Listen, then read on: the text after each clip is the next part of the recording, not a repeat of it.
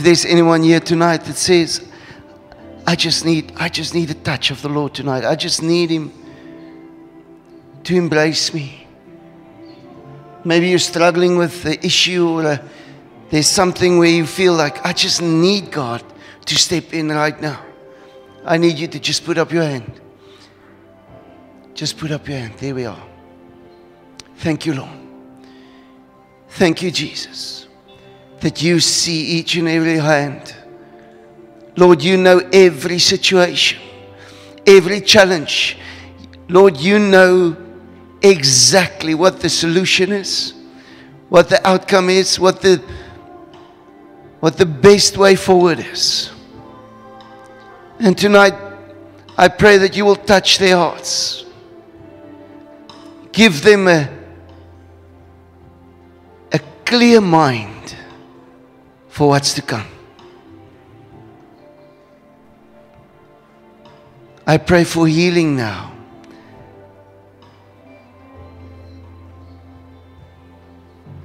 All that pain, Lord, you can just take it away. Thank you, Jesus. Amen. Amen. Hallelujah.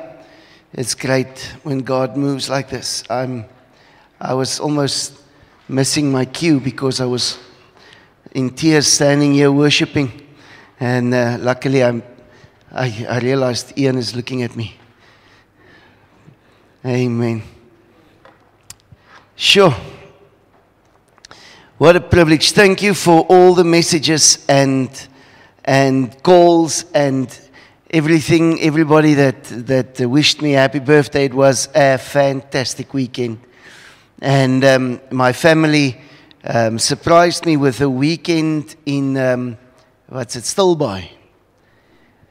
So on Friday, I was driving with a motorbike to Stilbaai. And people were phoning me on that Bluetooth thingy, and it answers automatically.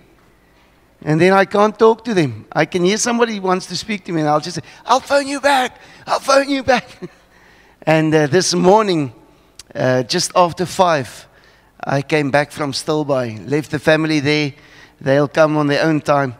And as the sun was rising here behind me, I was in this zone that I just experienced here. I was just worshiping and embracing this day. What a beautiful day. Knowing that God has a plan for each one of us. Hey, we are so blessed to be able to call Him Abba Father. So tonight I want to share with you something. And when Pastor George started, and he shared with me, he said, I'm going to start a series on godly relationships. And then he said, but Kobus, I'm going away for 2 weekends where you need to preach. I said, yes! Godly relationships is my course. This is it. I love it. And then last week when he kicked it off, I was stunned. I said, yeah. Because we serve a relational God. We serve a God that wants to be in a relationship with me and you. I remember when I did mission work in Amsterdam, people would say, this is religious. I said, no. I'm not talking religion. I'm talking relationships. He called me by name. Hey. Okay. All right. So we're going to talk about building godly relationships. So now this is the thing. When there's a time in faith where you need to decide whether you trust God. It's usually when you're out of plans and out of sorts and out of options, and you get to that place where you say, "Okay, Lord, I'm trusting you." Have you ever been there? No? You know when you just know that this is it. All I have left is faith, and I'm going to stand on what God has in store for me. And whatever I'm going to share with you tonight, I'm going to focus on on your relationship with God. That's what I'm going to focus on. But the principle of this message, you can apply in any relationship. Because when we talk relationship, for those of you that have done the love journey, it's principles. The moment you talk about the relationship, it's principles that is essential for any relationship to grow.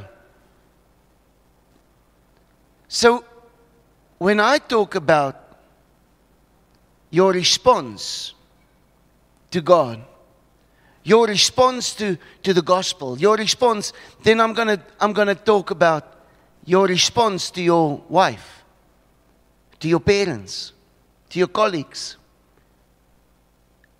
There's an amazing revelation in the fact when they asked Jesus about the great commandment, he said, love the Lord your God, yes, and your neighbor.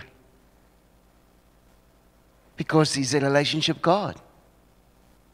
So when we look at John 14 verse 6, he says, I am the way, I am the truth, I am the life. The question I'm asking tonight is, how do you respond to truth? How do you respond to truth? Because if you listen to truth and you act as a wise person, you've got a different response than when you listen to truth and you respond as a fool. So I have a couple of things I want to share with you. First of all, Jesus is the ultimate truth teller. There's no one like him. His correction is always loving. It's redemptive. It's restoring. It's not there to condemn you and hit you with a thunderbolt. No, that's religion. In the relationship I have with Jesus, he's always loving, encouraging, motivating. So when Jesus taught us that every strong relationship with God and with people is built on truth, truth invites your response. So he never took your free will away. You can still choose how you respond to truth. So, how we respond determines the strength or the ruin of our relationships. Okay. So for 3 days, Jesus was teaching on the mount. People were sitting there. His heart went out to them. Now you have to understand something about what happened there. I think mostly because we're out of culture. We're not you're not quite in tune with exactly what was the setting. But when you start and you read the Sermon on the Mount, he starts and he says, blessed are those who are poor. Blessed are those. So obviously he's talking to a certain kind of audience. The church was upset with Jesus when he spoke about redemption. The moment he said to someone, your sins are forgiven, they said, how can he say that? He's not allowed to say that. Because the tradition, the religion of the time was that you can get redemption for your sins once a year. If you could afford to bring a lamb or a dove, if you can pay that, if you can purchase a sacrifice, you are forgiven. If you were sick and if you were lepers were not allowed to come into town. They were outside. Sorry, no forgiveness for you. You won't be able to reach the temple. Salvation was only available for some people. And Jesus goes outside of the city, on the mountain, and thousands of desperate people came and they sat there, listening, hoping. What is he sharing with us? This rabbi, there's no other rabbi that's doing this, but this man of God, he's giving us this little bit of hope. He's coming. We're not able to go to the synagogue or the temple, but he's coming to us. And they're sitting there for 3 days. Jesus is teaching and sharing. And he says, blessed are you if you're brokenhearted, if you poor, if you blessed. And then after 3 days, he ends the sermon and he says, okay, so now all of you that have heard the truth, if you heard it and you can do it, you will be like a wise man building on the rock. But if you heard the truth and you don't do it, then you are a fool. And when the storms come in your life, nothing will remain. I see it so many times when people go through hardship. Their faith falls apart. All of a sudden, they don't trust God anymore. Who is this God that can allow this? No. Listen, if you can respond to the truth of the gospel in a wise manner, then you will be like a Paul that says, death, where's your sting? That's when the peace that surpasses all understanding comes and you're like, hey, I know God has a plan. I know God has something in store. So the difference between the house standing and the house falling, it's not in the hearing. Everybody heard it. But it's in the responding. So to build a healthy, God-honoring relationship, we must learn to respond rightly in truth. Now, I'm going to try and unpack that tonight. That is my main mission. So, Matthew talks about a wise person or a fool. And then when I started doing some digging in the scripture, I realized there's another response that we can have, and that is evil.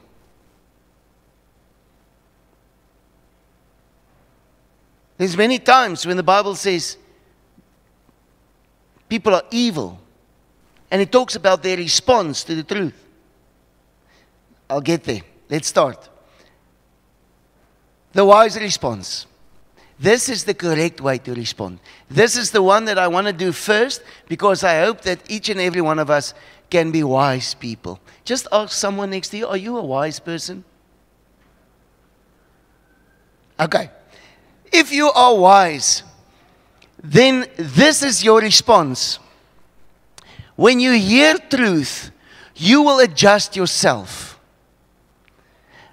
And I will tonight use marriages as the best example for how we respond to truth. Husbands, byt vas, hier kom het. Let a righteous man strike me. That is kindness. Let him rebuke me. It is oil on my head. It is not easy to hear truth. It is uncomfortable to hear truth. And many times, it's difficult to welcome truth into your life. It's difficult to say, okay, yeah, talk to me. How can I adjust my ways? How can I respond wisely? So when a wife comes to a husband and she says, this is my truth, then a wise response, husbands, is, oh wow, I've never imagined that you felt that way. How can I make it better? Girls, this is where you go like, ah. How can I make it better? Now I understand. Because I hear your truth. That's what we did when we received the gospel the first time. When you were in that place and you realized that Jesus died on the cross and He gave His life for each one of us. And you're in that spot where you say, oh, Lord, I never realized It cost you your life to save me. How can I adjust my ways? How can I change? Because I want to respond in this relationship. Definitely. So a wise person will welcome the truth. He will see correction as kindness. And he will adjust himself. That'll bring growth. One of my good friends had a very, very serious talk with me about, if I'm correct, about 7 years ago. Just before COVID. It was in that time period. And he reprimanded me about my finances. Can you imagine how difficult it was for me to listen to a guy that tells me how I should work with my budget and how I should make better savings, and I'm listening to him. And then in a moment I realized, how difficult is it for him to be willing to speak to his best friend and to teach me where he saw I can grow, where he saw I can be better. At first, I was shamed. At first, I went home and I thought, well, that's a friendship ruined. Right there. The audacity.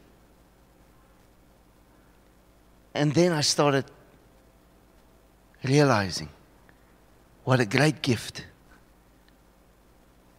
Because this was his level of expertise. This is where he excels. He has the fruit of amazing wealth. And instead of me constantly asking him, please man, wil jy nie ons help hier by die kerk met dit, and come help us and donate there. And he came to me and he said, listen, if you change your ways, you won't need to ask. It took me 2 weeks to adjust, to absorb, to digest. 2 weeks. I phoned him. I said, okay, let's have a coffee. And I thanked him. I said, I'm going to apply the truth that you shared with me. I'm going to apply it. And I want to thank you for giving me this opportunity to grow in my life. I want to tell you, 7 years later, I've never been in a financial position that I am today. Even before ministry. Because I was willing to listen to truth. And that brings growth. It's difficult. It's difficult. But a wise person responds by saying, you are right. I will change. It's humility. It's humility. It strengthens trust. And trust strengthens relationships.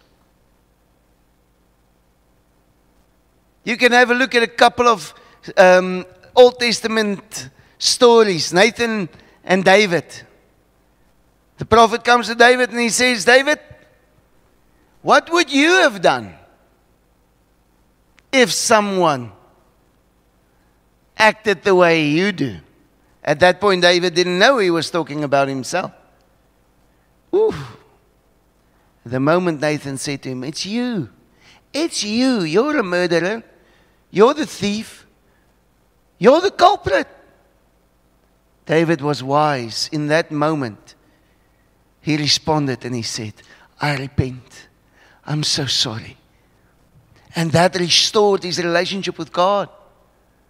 Hey, it kept his destiny intact. Imagine if he started arguing. Yeah, but she tempted me.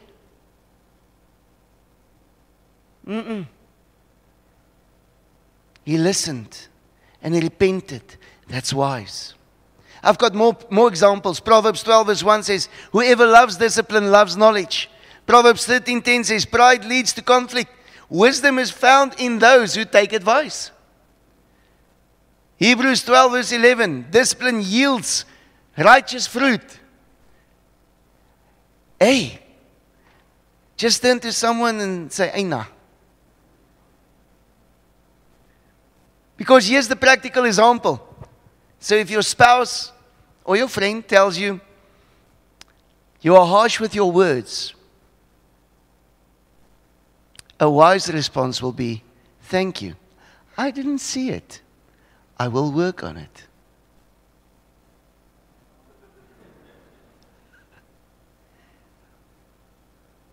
You'll see the foolish response. Ach, shut up, man.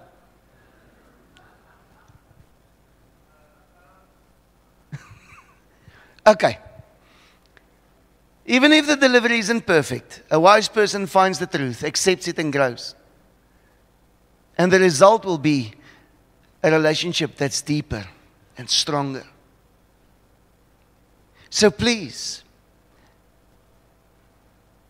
now I will talk to you about the foolish person. Do not resonate with that because it's the wrong way. But learn so that you can become a wise person if you're not there yet. Okay, so the foolish response is to argue and to adjust the truth, to reason with it, to make excuses. Ephesians 5 verse 15 says, so be careful how you live. Don't live like fools, but like those who are wise. Please. Proverbs 9 verse 7 says, do not correct a scoffer. He will hate you. Correct a wise man and he will love you. How many relationships have you lost because you were stubborn? Aina. Aina. So a foolish person hears the truth, but he debates it. He argues about it. He adjusts it to protect himself. He rationalizes and he justifies. And he says, I'm right, you change. This response breaks trust. It weakens relationships because truth can't be built where it is resisted.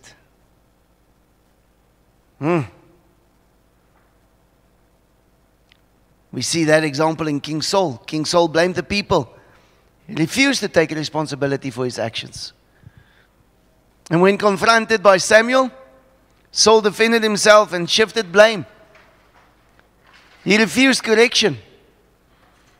And he lost his kingdom. I don't know if you've read the book Jeremiah. How many times they've rejected the truth. Wanted to kill him. How many times have the Holy Spirit confronted you with truth? And then you make excuses. How many times you blame your family name? Ag, ons Erasmus word maar so vinnig kwaad. Ag, ons monsters. Ons is maar so hardkoppig. That's not a wise answer. Because you've been renewed, redeemed by the blood of Jesus. You are not from that family name anymore. Daai influence is not relevant. You are a new creation in Christ. So when you get in that place where the word confronts you, where the truth comes and it says to you, change, then we change. Oh, I've got a lot to say on that, but let me stick to my notes. Proverbs 14 verse 12 says, there is a way that seems right to a man, but that ends in death. Proverbs 15 verse 5 says, a fool rejects his father's discipline.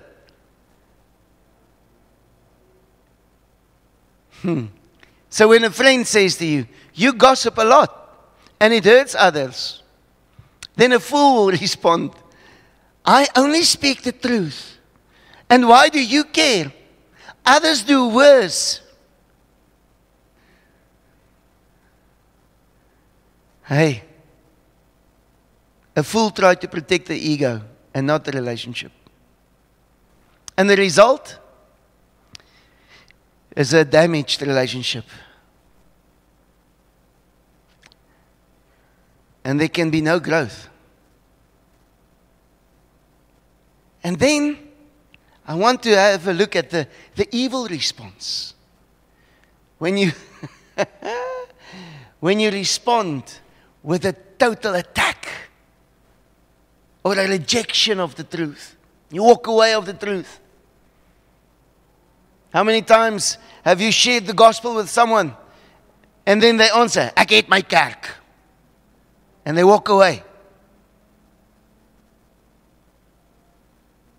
Hey, I just want to share with you, this is the truth. His name is Jesus. He loves you. That's the truth. Titus 3 verse 10 says, warn a divisive person once, then twice. After that, have nothing to do with him. The evil-hardened responder doesn't just reject truth. He sees the truth as a threat. And that's why Jesus fought with the Pharisees and the Sadducees all the time. Because when Jesus spoke truth, they attacked him with religion.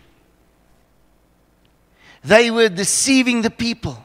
He would say to them, you are this beautiful white plastered grave sites, trying to look pretty on the outside, but on the inside you're evil. He called them evil. The religious people. People of the church.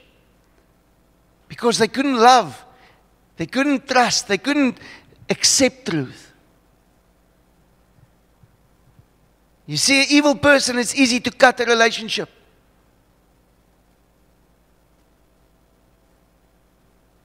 To attack the messenger. To spread division. And leave rather than repent. That's evil. Let's call it what it is. He says, you are the problem. And I reject both you and the truth. Does it make sense? It's moeilik om dit te hoor, nee. John chapter 8 says, when Jesus speaks truth, the Pharisees feel threatened and they seek to kill him instead of change. Mark 10 says, the rich young guy come to Jesus and he says, what can I do? And Jesus says, do this. And he says, I do all of that. He says, okay, go, sell everything, follow me. He says, this threatens my lifestyle. It's too much. This is too big for me. And he rejects the truth. 2 Timothy 4 verse 3, people rejecting sound doctrine. Paul says, what is going on? Proverbs 29 verse 1, one who hardens his neck will be broken beyond remedy.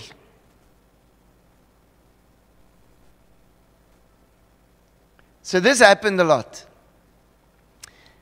When a pastor lovingly confronts someone living in sin, the evil response is, you are judging me and I'm done with this church.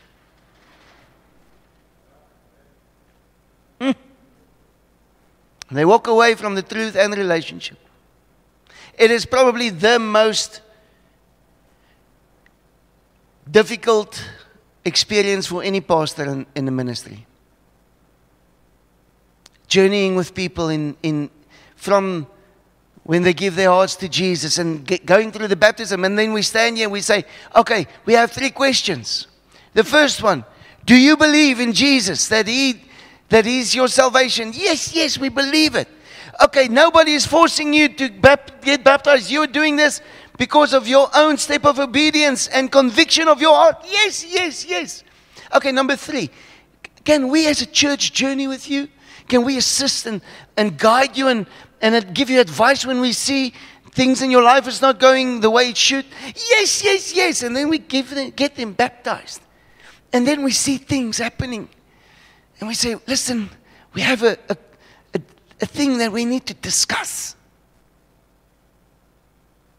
And then you get that response. I'm done with this church. So judgmental.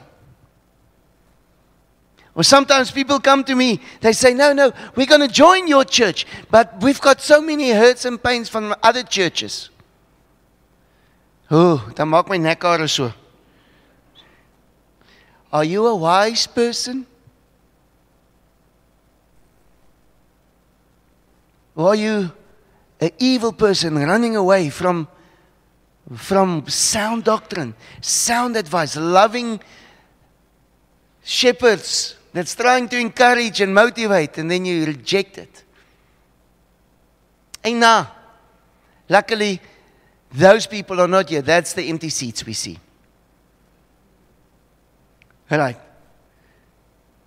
So how this relates to my godly relationship, I think makes sense. But I try to put it in some clear defined. Love shares truth, and truth builds relationships. But only if we respond in love also.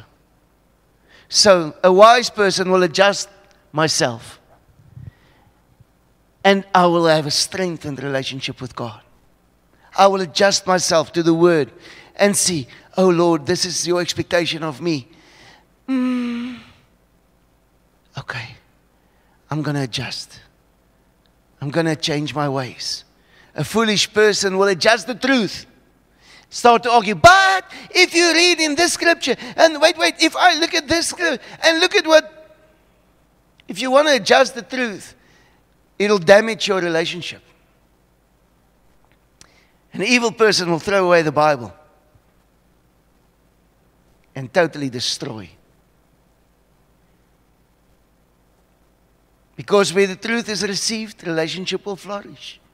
Where truth is debated, relationships will suffer. And where truth is rejected, relationships end. Our desire, I believe, as much as it's mine as yours, is to build a godly relationship. Let's build godly relationships. Romans 8 verse 5. For those who are living according to the flesh, set their minds on things of the flesh, which is gratifying to the body. But those who are living according to the Spirit, they set their minds on, their beings, their hearts, everything on the things of the Spirit, on His will and purpose. Yes, please. That is the attitude of a wise person. 1 Corinthians 2 verse 6. Yet, we do speak wisdom among these spiritually mature, these believers who are teachable with teachable hearts and greater understanding. But it is a higher wisdom, not the wisdom of this present age, nor the rulers and leaders of this age who are passing away. But we speak God's wisdom in a mastery, a wisdom once hidden from man, but now revealed to us by God. That wisdom which God predestined before the ages to our glory. Hey? To lift us into the glory of His presence. Next week I will focus on that concept, on that truth, so that we understand what is this truth that Jesus is revealing to us. But this week I want you to try and cultivate a wise heart. I would love to challenge you to try these couple of things. I think I've got six things I want you to try. All right. See if you can manage that. First of all, love. Love. Choose love. Love wins. If you go into a conflict situation, make sure that you love that person. Whether it's at work or your mother-in-law. Make sure you love first. That's wise. When you have any effort with someone, make sure it's because I love that person. I want to spend time with that person because there's love. John 13, verse 35. By this everyone will know that you are my disciples, if you love. And have an unselfish concern for one another. Unselfish. Number 2, pray for teachability. Pray for teachability. This is difficult, because the moment you pray for teachability, there's going to be moments that the Holy Spirit is going to reveal situations where you need to learn, where you need to be taught. And then she says, why did I pray for this? Because you want to be wise. You want to be wise. Psalm 51:10, create in me a clean heart, O God. And then number 3, slow to speak. Slow to speak. So James 1 verse 19 and 20 says, be quick to listen. Try and find to hear the truth. Where's the truth? Listen. Slow to speak. And that's number 4. Is listen for the truth, not the tone. I need you to hear this. Listen for the truth, not the tone. Many of miscommunications is not by what you said, it's how you said it. Many. And I don't know, I've tried to find the statistics, but most of the resources said most of conflict starts with the tone of voice. Because we respond to the tone. You don't respond to what was said. You respond to the tone it was said in. And then we miss the truth completely. So listen for the truth, not the tone. And then number 5, invite correction. Ask. How? Proverbs 27 verse 6 says, faithful are the wounds of a friend. You can try this. Ask your wife, ask your husband, what do you see in my life that I can grow in? And allow that truth to come to you. It's a tough question. And then the last one, practice repentance. It's amazing. Doesn't make you a less human being if you put your ego down a bit. Doesn't make you less of a person if you can say, I'm sorry. Repentance, changing the direction, not defending yourself. Here I am, Lord. Have your way. If we want a godly relationship, we must be the kind of people who respond well to truth. That's the bottom line of it all. How well do you respond to truth?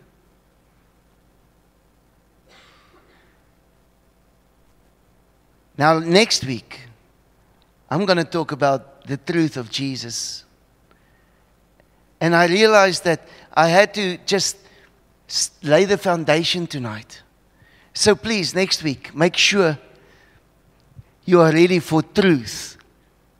If you can practice these things, these 6 things, in your relationships this week, then your life will be transformed next week. If you can practice these things in the people, Jesus says this. He says, how can you say you love your brother, but you love God, but you hate your brother? Nee? You kan mos nie dit doen nie. So I thought, let's start this week with a practical, step-by-step exercises to see if you can get it right this week with people.